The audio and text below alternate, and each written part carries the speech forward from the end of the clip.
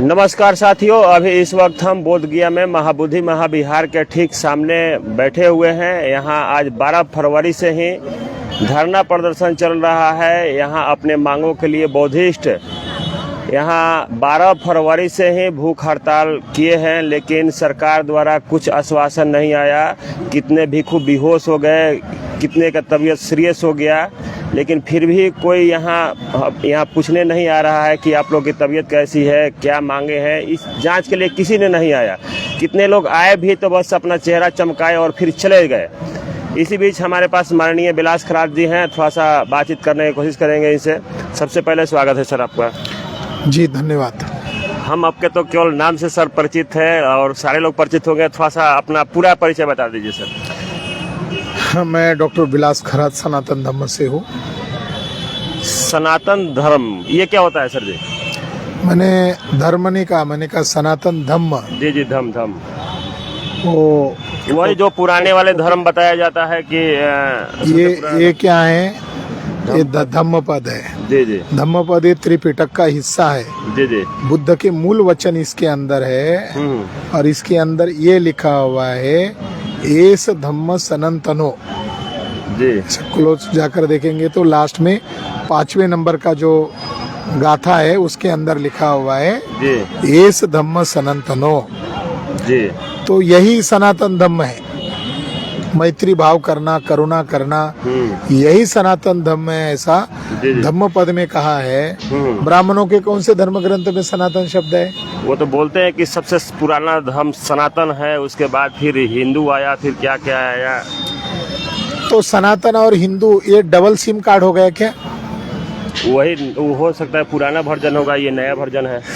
तो हिंदू धर्म जो है जी। ये गाली है। ये जब समाज को पता बताना शुरू किया हम लोगों ने, स्वामी दयानंद सरस्वती ने हिंदू धर्म नामक संगठन नहीं बनाया, आर्य समाज नामक संगठन बनाया जी 1874 में। और उनका जो धर्म, उनका जो ग्रंथ है सत्यार्थ प्रकाश, जी जी। उसके अंदर उन्होंने लिखा, हे आर्य ब्राह्मणों, तुम अपने आप को हिंदू मत कहो।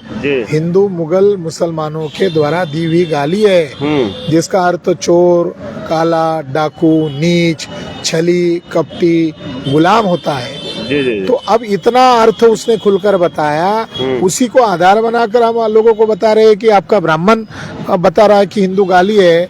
तो ब्राह्मणों ने अब हिंदू की बजाय सनातन नामक मार्केट खोला कर दिया है। जी जी। अच्छा, ये हिंदू नाम के उत्पत्ति कब से हुई है सर, कैसे हुआ, कुछ बता सकते हैं? रामायण में हिंदू शब्द नहीं मिलता, जी बिल्कुल। महाभारत में हिंदू शब्द नहीं मिलता, गीता में हिंदू शब्द नहीं मिलता, पुराण में हिंदू शब्द नहीं मिलता। जी जी। तो हिंदू शब्द जब भारत में मुसलमान आए, आक्रांता मुगल मुसलमान आए, उनकी जो प्रचलन भाषा थी, प्रचलित भाषा, वो पर्शियन थी। तो पर्शियन भाषा का शब्द हिंदू है। डॉक्टर बाबा साहब अम्बेडकर की किताब है एनिहिलेशन ऑफ कास्ट, उसके अंदर भी बाबा साहब अम्बेडकर ने इस बात का जिक्र किया है कि हिंदू शब्द भारतीय शब्द नहीं है, ये पर्शियन भाषा का शब्द है और जिसका अर्थ गुलाम होता है। अच्छा। तो हिंदू यानी गुलाम। तो हिंदू का मतलब ब्राह्मण जानते हैं और जिन्हें वो हिंदू कह रहे हैं वो नहीं जानते हैं, वो भोले लोग हैं। हिंदू का मतलब होता है ब्राह्मणों के गुलाम। हाँ। अच्छा, ये हम जानना चाहेंगे आपसे कि आखिर यहाँ सबसे पुराना धर्म कहे या धर्म कहे कौन हो? सबसे पुराना धर्म कौन सा है ये तब पता चलेगा जब सिंधु सभ्यता की लिपि को डिकोड किया जाएगा। जी जी। ब्राह्मणों ने किताब में क्या लिखा ये मान्य किया है, हम विदेशी है, मगर चालाकी से आगे क्या लिखा, हम लोग सभ्य थे, हम आर्य थे, हम सभ्य थे और यहाँ के लोगों को हमने वर्ण व्यवस्था में जोड़ा, ये सभ्यता है। जी जी। यानी वैदिक कभी सभ्यता नहीं हो सकती। वर्ण व्यवस्था पैदा करना सभ्यता है? नहीं। जाति व्यवस्था का निर्माण करना सभ्यता है? नहीं। छुआछूत पैदा करना सभ्यता है? नहीं। महिलाओं को गुलाम बनाना सभ्यता है? बिल्कुल। ये तो गुलाम धर्म है, ये सभ्यता कहाँ है? तो ब्राह्मण इंडिया में आए 4000 वर्ष पहले, वो आर्य कहते हैं, वो आर्य शब्द ब्राह्मणों का नहीं है। आर्य तो नोबल इस शब्द, इस संकल्पना के साथ है, आज 4 आर्य सत्य, आर्य अष्टांगिक मार्ग, ये तो बुद्धिस्ट कॉन्सेप्ट है। तो ब्राह्मण लोग जो है इंडिया में आने के पहले हम लोग जंगली थे क्या, हम लोग असभ्य थे क्या? तो 1925 में जब इंडस सिविलाइजेशन का एक्सकवेशन हुआ जी जी तो उसमें ढेर सारे प्रमाण मिले, भाषा मिली है, प्रतीक मिले हैं। तो हमारे लोग इंडस में 5000 वर्ष पहले, 6000 वर्ष पहले कैसे विकसित लोग थे, इसका डिकोड करना होगा, तब पता चलेगा कि इंडिया के लोगों का धर्म कौन सा है। जी जी मगर सर जॉन मार्शल ने जो इंडस का एक्सकवेशन किया उसमें उन्होंने साम्यता दिखाई कि बौद्ध धर्म में जो प्रतीक है वही प्रतीक सिंधु सभ्यता में है। बिल्कुल। जैसे एक योगी बैठा हुआ है, उसके सामने 2 हिरन है, ये इंडस में है। यही आपको सारनाथ की प्रतिमा में दिखाई देता है कि बुद्ध के पैर के नीचे 2 हिरन बैठी हुई है। जी जी बुद्ध के चरण पर, यहाँ बोध गया में बुद्ध के चरण चिन्ह पर स्वस्तिक चिन्ह है, त्रिरत्न चिन्ह है, कमल का चिन्ह है, धम्मचक्र प्रवर्तन का चिन्ह है। ये बुद्धा की फुटप्रिंट पर होते थे जी। और बुद्धा की फुटप्रिंट का प्रचार सम्राट अशोक के माध्यम से बड़े पैमाने पर किया गया। जी जी तो जो बुद्धा के फुटप्रिंट पर स्वस्तिक दिखाई देता है वही स्वस्तिक आपको इंडस सभ्यता में दिखाई देता है। जी बिल्कुल। यहाँ हम बोधि वृक्ष की पूजा कर रहे हैं तो इंडस में भी एक वृक्ष की पूजा करते हुए दिखाई देता है। वहाँ जो पॉट मिले, पॉट पर भी कमल के चिन्ह आपको दिखाई देते हैं। तो जॉन मार्शल कहते हैं कि बौद्ध धर्म और सिंधु सभ्यता में इतना साधर्म है, इतनी समानता है कि उन्होंने कहा कि मैं ये थोड़े धाड़स के साथ, पूरे साहस के साथ कह रहा हूँ, हाइपोथेसिस के साथ कह रहा हूँ, पूर्वानुमान के आधार पर कह रहा हूँ कि सिंधु जनों का एक धर्म होगा और उसका कहीं ना कहीं बौद्ध धर्म के साथ कनेक्शन है। तो उसने अंग्रेजी में कहा प्रिमिटिव बुद्धिज्म, यानी सिंधु सभ्यता का धर्म भी बुद्ध पूर्व एक धर्म था जो बुद्ध धर्म का पूर्व अवस्था थी। और त्रिपिटक में 28 बुद्धों का जिक्र है। हाँ जी। यहाँ कनिंघम ने जो एक्सकवेशन किया तो 7वीं शताब्दी में जो ह्वेनसांग आए थे उन्होंने कहा दक्षिण दिशा में, उत्तर दिशा में कश्यप बुद्ध की प्रतिमा उन्होंने दिखी थी। तो बुद्ध पूर्व बुद्ध है। कपिल वस्तु के नजदीक ही करक मुनि कोनागमन बुद्ध का अशोक राजा के द्वारा स्तूप बनाया हुआ है, वहाँ उनका शेर का स्तंभ है। तो ये कल्पना नहीं है, अशोक राजा अगर वहां जाकर स्तंभ खड़ा कर रहे हैं और उसके ऊपर लिख रहे हैं कि कोनागमन बुद्ध का ये प्राचीन स्तूप है, तो इसका मतलब है अशोक राजा के द्वारा कही गई बात और जॉन मार्शल के द्वारा कही गई बात ये सिद्ध करती है वैदिक धर्म प्राचीन धर्म नहीं है, बुद्ध धर्म प्राचीन धर्म है। ब्राह्मण जब भारत में आए ही नहीं थे तो भारत का कोई ना कोई धर्म होगा ना, तो इंडस का धर्म है। तो इतिहासकार उसको सिंधु सभ्यता को बौद्ध धर्म के साथ क्लब करके एनालिसिस कर रहे हैं। और स्टालिन ने तो आप घोषणा की है, पंडितों को ऑफर है कि सिंधु लिपि को जो डिकोड करेगा उनको 1 करोड़ का इनाम वो देना चाहते हैं। और कोई पंडित पढ़ नहीं पा रहा है। जी। अच्छा, एक चीज हम आपसे समझना चाहेंगे कि आप लोग कहते हैं कि मेरा पुराना धर्म है, खुदाई में मेरा अवशेष निकल रहा है, वो लोग भी दावा करते हैं कि अभी समुद्र में बंधा हुआ पुल है, तो इसको कैसे समझा जाए? हमारे दोस्त है ढसाल बॉम्बे के जी, उन्होंने archaeological survey of India Delhi को आरटीआई में मांगा कि वो जो समंदर है राम सेतु उसका कोई पुरातात्विक प्रमाण आपके पास है क्या?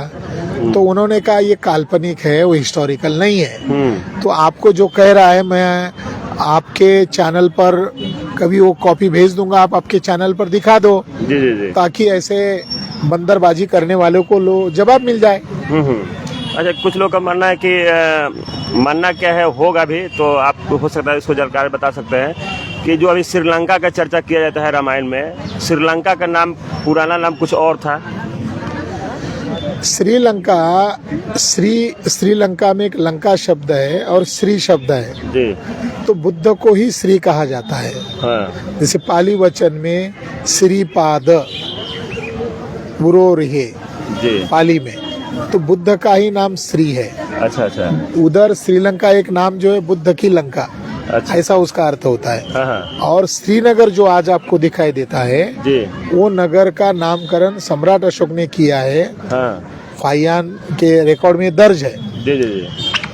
तो रामायण में जो बातें कही गई है वो बातें कहीं पर भी मैच नहीं होती है, मगर वो मैच करने के लिए आधार क्या बनाते हैं? राम सेतु। अब राम सेतु कहाँ से आया मैं आपको बताता हूँ। महाकपि जातक नामक एक जातक है जी जिसमें राजा जातक का संदर्भ है बुद्ध की पूर्व जन्म की कथा। आध्यात्मिक अर्थ में पूर्व जन्म है। जी बुद्ध बाद में बनता है, पहले बोधिसत्व होता है। तो बुद्ध की 500 जातक कथाएं हैं, 550। तो उसमें से एक जातक कथा है महाकपि जातक। महाकपि 84,000 बंदरों का राजा होता है और वो जंगलों में निवास करता है। एक राजा शिकार पर जाता है, उसको शिकार नहीं मिलता है तो वो भूखा रहता है और नदी से सफर करते समय उसको एक फल बहते हुए आते दिखाई देता है। वो भूखा होने के कारण उस फल को पकड़ता है, वो खाता है। वो आम का पेड़ होता, आम का फल होता है, उसको टेस्टी लगता है। वो कहता है ऐसा आम तो मेरे राजमहल के बगीचे में भी नहीं मिलता, ऐसा आम पहली बार खा रहा हूँ, चख रहा हूँ। किधर है? तो उन्होंने कहा दूर दूर जंगल में। तो कहता है उधर ही चलो। तो उस आम के पेड़ के नीचे वो बैठता है, पास में नदी बहती रहती है। तो थोड़ी देर में बंदर जंप मारकर आ रहे थे, तो उन्होंने कहा वो इस फल को न तोड़े, इसका खबरदार रखो और उनको तीर कमान से मारो। तो सारे लोग उस पेड़ को सुरक्षा कर रहे होते हैं। तो उस बंदर का जो मुखिया होता है महाकपि, वो सबको रोक देता है और कहता है यहाँ हम मर सकते हैं, हम इस किनारे से उस किनारे जंप मारेंगे तो भी मरेंगे, मगर जो पेड़ ऐसा झुका हुआ है, इधर का पेड़ और इधर का पेड़, तो बीच में अंतर है। तो महाकपि कहता है कि मैं आगे के टहनी को पकड़ूंगा और पीछे की टहनी को, पीछे वाले पेड़ को बांधो और मेरे शरीर से आप क्रॉस करो ताकि आप नदी के उस किनारे जाएंगे। ऐसा उसका एक दृश्य होता है। राजा देखकर अचंभित होता है। इंसान भी इतने संगठित भाव से नहीं रहते, ये बंदर और बंदर का राजा भी है। तो वो आखिर में सारे बंदर निकल जाते हैं, तो लास्ट वाला बंदर जो होता है वो देवदत्त का कैरेक्टर का होता है, वो उसको धक्का मार देता है। तो महाकपि जब गिरने पड़ता है तो राजा उसको झोली में पकड़ता है और उसके द्वारा धम्मोपदेश सुनता है। ऐसा उस जातक कथा का संदर्भ है। रामायण लिखते समय ब्राह्मणों ने ये जातक कथा की चोरी की और वो जो किनारा क्रॉस कर रहे हैं उसको उन्होंने समुद्र सेतु कहा, राम सेतु कहा, और बुद्ध और देवदत्त की कहानी को सुग्रीव और हनुमान की कहानी के साथ जोड़ दिया। जी अच्छा, एक चीज हम और जानना चाहेंगे सर आपसे कि ये जो आप लोग लड़ाई लड़ रहे हैं महाबुद्धि महाविहार को मुक्त करने के लिए, तो इसको बताया जाता है कि सम्राट अशोक बनाए थे। आज अभी लड़ाई चल रही है कि 4 हिंदू 4 बौद्ध है कि यहाँ का डीएम को रखा गया है।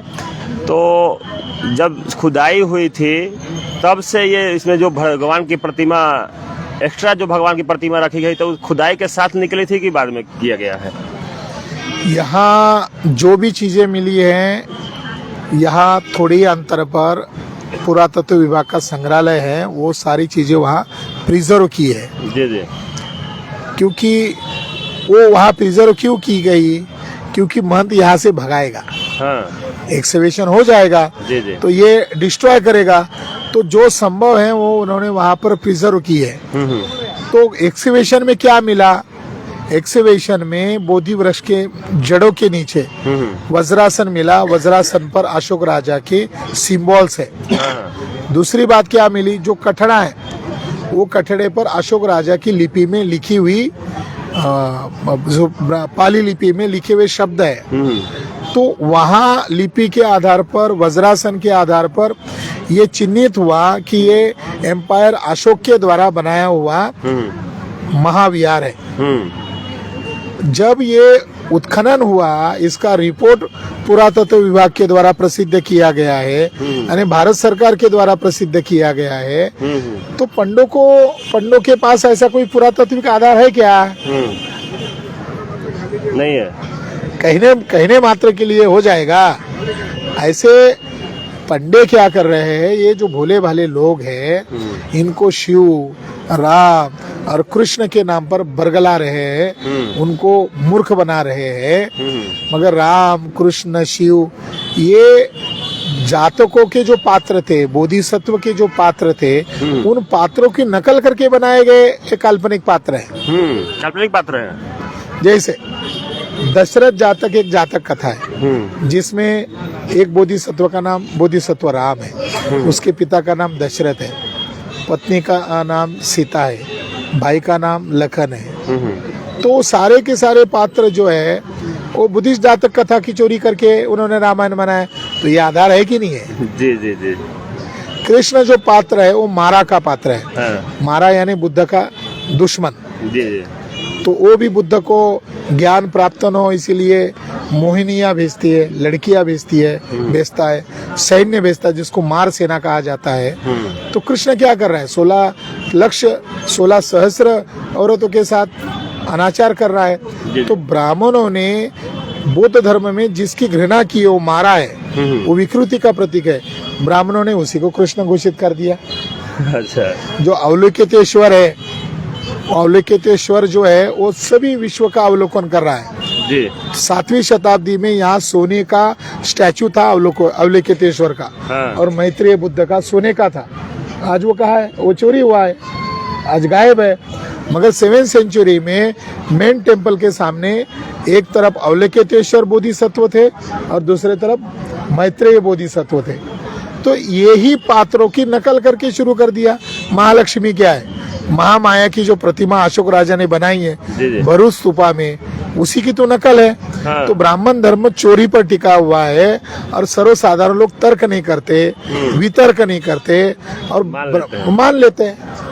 अच्छा, एक चीज़ और जानना चाहेंगे सर आपसे कि ये जो अभी महाबोधि महाविहार का जो जन्मस्थल बुद्ध का, वो इतना ही दूर कम पैसा है कि पूरा आगे तक है? कैसे हम अभी पीछे घूम के आ रहे हैं, बहुत सारा अभी जो खंभा पाया जिसको बोलते हैं, पुराना खंभा दिख रहा है, पुराना टूटा फूटा इस तरीके का बिखरा हुआ ऐसा चीज़ दिखाई दे रहा है, मानो कि पत्थर का उस पर कुछ कारीगरी करके जिधर तो फेंका गया है। तो क्या अभी जितना कैंपस है उतना ही है कि पूरा और कुछ एरिया है उसका? 7वीं सेंचुरी में ह्वेनसांग जब आए थे तब उन्होंने बोधि वृक्ष को सेंटर में रखकर सारी चीजों का वर्णन किया है। कितने माइल पर क्या है, कितने माइल पर कौन सा स्तूप है। तो उन्होंने लगभग 20 से 25 स्तूपों का वर्णन किया है जो बोधि महाविहार के लगभग 10 किलोमीटर घेरे में है। 10 किलोमीटर? तो लगभग 25 से 30 स्तूपात जो है ये इस परिसर में है। हाँ। और बिल्कुल महाबोधि महाविहार की दीवार को लगकर थोड़ी ही अंतर पर उत्तर साइड में महाबोधि महाविहार संग्राम था और लगभग 600 कमरे उन्होंने देखे थे और जिसमें 1000 भिक्खु निवास करते थे। अब हम यहाँ पर बैठे हुए, वो कहाँ गए विहार? तो आप ऊंचाई पर देखते तो जगन्नाथ टेम्पल ऊंचाई पर दिखाई देता है और महाबोधि महाविहार थोड़ी अंदर की हिस्से में। हाँ, बिल्कुल। तो वही हिस्सा है महाबोधि महाविहार संग्राम का जो हिस्सा है, उसके ऊपर आजकल जगन्नाथ टेम्पल बनाया हुआ है। और ऐसे ढेर सारे स्तूपास है जिनको डिस्ट्रॉय किया गया है। महाबोधि महाविहार एक्सकवेशन रिपोर्ट में कनिंघम कहते हैं कि आसपास के गांव के लोग ईंटें तक उठा के लेके गए। हाँ। और वो ईंटें उनके घरों में ढूंढी जा सकती है। उन्होंने कहा जो ईंटें यहाँ से उठाकर लेके गए वो ईंटें उनकी वहाँ ढूंढी जा सकती है। यहाँ की मूर्तियाँ महंत की कोठी में दबी हुई है, सैकड़ों की संख्या में। हाँ। तो ये बड़ी दुखद बात है कि केवल महाबोधि महाविहार को ही मुक्त नहीं करना है, बल्कि इस परिसर में जो कब्जा किया जा रहा है, किया गया है और अब किया जा रहा है, उन चीजों को मुक्त करना भी हमारा एक पवित्र लक्ष्य है। थोड़ी अंतर पर ये आपका ASI का ऑफिस है, वहाँ म्यूजियम है। म्यूजियम के पिछले साइड में कुछ दिन पहले वहाँ उत्खनन हुआ, वहाँ बुद्ध की मूर्ति मिली। जैसे ही बुद्ध की मूर्ति मिली, उत्खनन कार्य रोक दिया गया। अब वहाँ सुअर, कुत्ते, बिल्ली वहाँ घूमते हैं, वहाँ लोग टट्टी करने जाते हैं, गंदगी का केंद्र बना दिया है। तो यहाँ लगभग 10 किलोमीटर के घेरे का उत्खनन करना चाहिए। आज तो इतनी एडवांस टेक्नोलॉजी आई है, बिना खुदाई का जमीन के अंदर क्या है पता चलता है, जिसको GPR सर्वे कहते हैं। काशी के मस्जिद पर कब्जा करने के लिए मोदी जी जीपीआर सर्वे का इस्तेमाल कर रहे हैं, मथुरा के मस्जिद पर कब्जा करने के लिए जीपीआर सर्वे का इस्तेमाल कर रहे हैं। इससे तो करोड़ों फायदा भारत सरकार को होता है। तो करोड़ों आमदनी जिसके माध्यम से हो रही है, तो वो इन जगहों पर कब्जा क्यों कर रहे हैं, ये सोचने वाली बात है। अब ये रास्ता कॉमन लोगों के लिए खड़ा कर दिया, वेलकम, यहाँ दरवाजा कर दिया वर्ल्ड हेरिटेज महाबोधि महाविहार। एंट्रेंस महाबोधि विहार की तरफ भी हो रहा है और वही एंट्रेंस जगन्नाथ टेम्पल की तरफ से भी हो रहा है। तो इस सारी अशांति की जड़ें कौन पैदा कर रहा है? महाबोधि टेम्पल मैनेजमेंट कमेटी के विधर्मी लोग कर रहे हैं।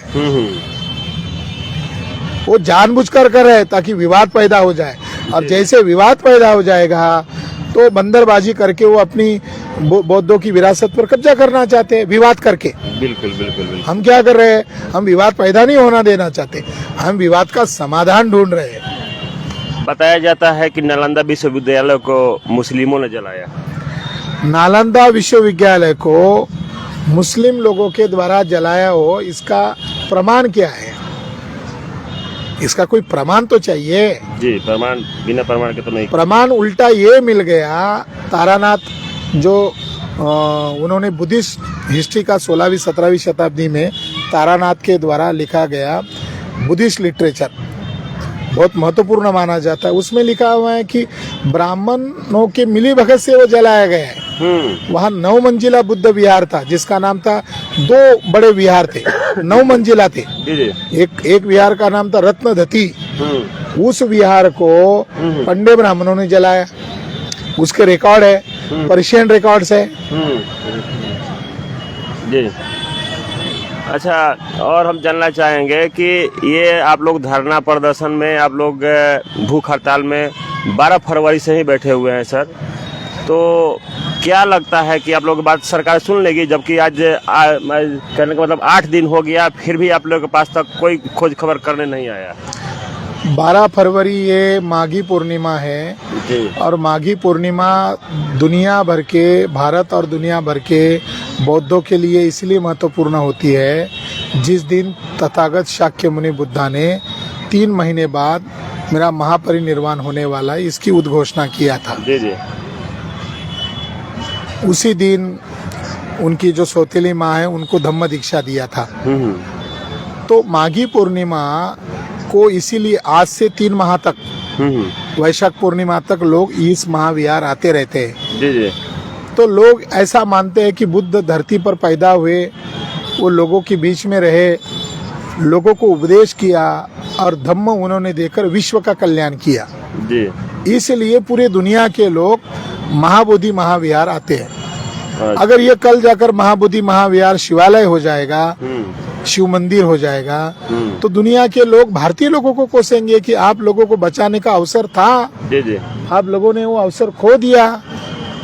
तो हम यहाँ इसीलिए भी बैठे हैं कि दुनिया वाले लोगों को हम मैसेज देना चाहते कि हम बचा रहे हैं। उस समय आप बाद में आपको हमारे ऊपर आरोप लगाने का अवसर नहीं मिलेगा। जब हम बचा रहे थे तो आप लोगों का भी कोई जिम्मेदारी थी। केवल वंदन करना, नमन करना यही बौद्ध धर्मीय लोगों का कर्तव्य नहीं है, बल्कि अपनी विरासत को बचाना, और उसके लिए दृढ़ संकल्प के साथ हम लोग यहाँ बैठे हैं। हमारी ही धरती है, और हमारे पूर्वजों की सम्राट अशोक के द्वारा 84,000 विहार बनाए, उसमें से एक विहार है। बाकी कहाँ गए? सोचने वाली तो बात है सर जी। और इसको बचाएंगे, इसके लिए हमें जो भी कुर्बानी देनी पड़ेगी, चाहे जान की ही कुर्बानी क्यों ना देनी पड़े, मगर हम देकर इसको बचाएंगे। अच्छा, देखा जाता है कि अभी लगातार भंते जी लोग का तबीयत सीरियस होते जा रहा है। इस तरीका का एक एक करके भंते जी भी हो सकता है अपने जान की कुर्बानी भी दे दिए, तो इस तरीका से तो आपका समस्या का समाधान नहीं होगा। आगे की रणनीति क्या होगी सर आपकी? अब यहाँ का जो कलेक्टर है वो समिति का पदसिद्ध अध्यक्ष है जी, और उनका और इन पंडे लोगों का कनेक्शन है। तो समिति के लोग ही इस आंदोलन को दबोच रहे हैं। अभी सायरन की आपको आवाज सुनाई दी, ये रामनाथ कोविंद जी आ रहे हैं, इसके लिए आ रही है, न कि इस आंदोलन के लिए आ रहे हैं। तो ब्राह्मण लोग कलेक्टर और समिति के अन्य विधर्मी लोग इस आंदोलन की खबर बाहर तक नहीं पहुंचा रहे हैं। मगर आपका समता विचार मंच इस चैनल को पहुंचा रहा है। मुझे कई राज्यों के फोन आ रहे हैं कि समता विचार मंच चैनल हमको डेली खबर दे रहा है, तब जाकर हमको पता चल रहा है। साइंस जर्नी खबर दे रहा है। तो ये खबर अभी फैलना शुरू हो गया। अच्छा। अभी 20-25 राज्यों में इस आंदोलन की खलबली मच गई है। तो ये देशव्यापी मूवमेंट जब लेगा तब इनकी अकल ठिकाने आएगी क्या, तो वो हम भी देखना चाहते हैं। हम भी देखना, गुजरात के लोग आंदोलन कर रहे हैं, अलग अलग राज्यों के लोग ज्ञापन देना चाहते हैं। अभी कल हमारी ऑल इंडिया के लोगों की मीटिंग है, वो कह रहे हैं कि हमें क्या करना चाहिए, तो हम रणनीति बताकर उनको बताएंगे। और कुछ रणनीति हैं जो समय समय पर बताई जाएगी, क्योंकि ये युद्ध है। तो युद्ध के साथ हम ये कर रहे हैं। और भिक्खू लोग जो है वो अस्पताल में एडमिट नहीं होना चाहते। उन्होंने एफिडेविट करके लिख के दिया है कि हमें हमारी जान को कोई खतरा होगा तो इसके लिए हम स्वयं जिम्मेदार है, उसके लिए कोई जिम्मेदार नहीं होगा। और वो सरकारी अस्पताल में इसीलिए नहीं जाना चाहते इन पंडों के, कहीं वो हमको मार न डाले, ऐसा उनका डाउट है। क्योंकि उनका व्यवहार हमारे लोगों के प्रति भी ऐसा ही है। इस विश्व धरोहर को बचाना हमारे लिए महत्वपूर्ण है। ये जो अनागरिक धर्मपाल थे, ये 1933 को डेथ हुआ। उनकी डायरी में उन्होंने लिखा है कि मेरा एक जन्म कम हुआ बुद्ध की विरासत को मुक्त करने के लिए, शायद मुझे अगले जन्म में भी भारत में पैदा कर। यानी उनके मन में वो धार्मिक भावना है कि हम बुद्ध धर्म को किसी न किसी वजह से काम में आए, तो हो सकता है हम इसी काम में आ रहे हैं। अच्छा, अंत में क्वेश्चन मेरा ये रहेगा सर कि जो बुद्ध के मानने वाले हो, अम्बेडकर के मानने वाले हो, चाहे तमाम महापुरुषों के मानने वाले हैं, उन लोग से क्या गुजारिश कीजिएगा सर इस धरने के बारे में? उत्तर भारत के लोगों को मैं खास गुजारिश करना चाहता हूँ, खास करके जो हमारे कुशवा है, अहीर है, कुर्मी है, उत्तर भारत के यूपी बिहार के शेड्यूल कास्ट के लोग हैं, ओबीसी के लोग हैं, उन लोगों को गुजारिश है कि आप इस आंदोलन में बढ़ चढ़कर हिस्सा लीजिए और अपने अपने जिलों में इस आंदोलन का प्रचार और प्रसार कीजिए। ये आंदोलन केवल महाबोधि महाविहार को मुक्त करने का नहीं है, बल्कि ये बौद्ध धर्म को पुनर्जीवित करने का आंदोलन है। इसका बदला हम बहुत लेंगे, वो अभी नहीं बताएंगे। इसका बदला कैसे लेना है हम वो उचित समय पर बताएंगे। बिल्कुल। चलिए, हमको इतना समय दिए इसके लिए बहुत बहुत धन्यवाद सर आपको। और जिस तरीका से आप लोग माननीय विलास खरात को सुने कि ये जो भी बात बोलते हैं बिल्कुल प्रूफ के साथ बोलते हैं, इतिहास का बहुत अच्छा खासा जानकार हैं। और बाकी रही इस धरने के विषय में बताए कि अभी ये लोग भले संख्या कम हो, लेकिन प्लानिंग कुछ ऐसा हो कि कहीं सरकार को मैंने बेइज्जत होकर ना झुकना पड़े, इस तरीके का कुछ इन्होंने अपने हिंट में ही कह दिया है कि अभी हम लोग तो बिहार के हैं, ऐसा ना हो कि पूरा विश्व यहाँ जुट जाए। बाकी आप लोगों की राय इस वीडियो पर क्या है, अपना प्रतिक्रिया जरूर दीजिएगा। अगर हमको यूट्यूब पर देखते हो तो हमारे चैनल को सब्सक्राइब कीजिएगा, अगर फेसबुक पर देखते हो तो हमारे पेज को फॉलो कीजिएगा। मेरा एक समता विचार मंच के नाम से इंस्टाग्राम भी है, उस पर भी फॉलो कीजिएगा। और इस तरीके का वीडियो के साथ देखने के लिए हमसे हमेशा जुड़े रहिएगा। सभी साथियों को नमो बुद्धाय, जय भीम, जय संविधान, जय मूल निवासी।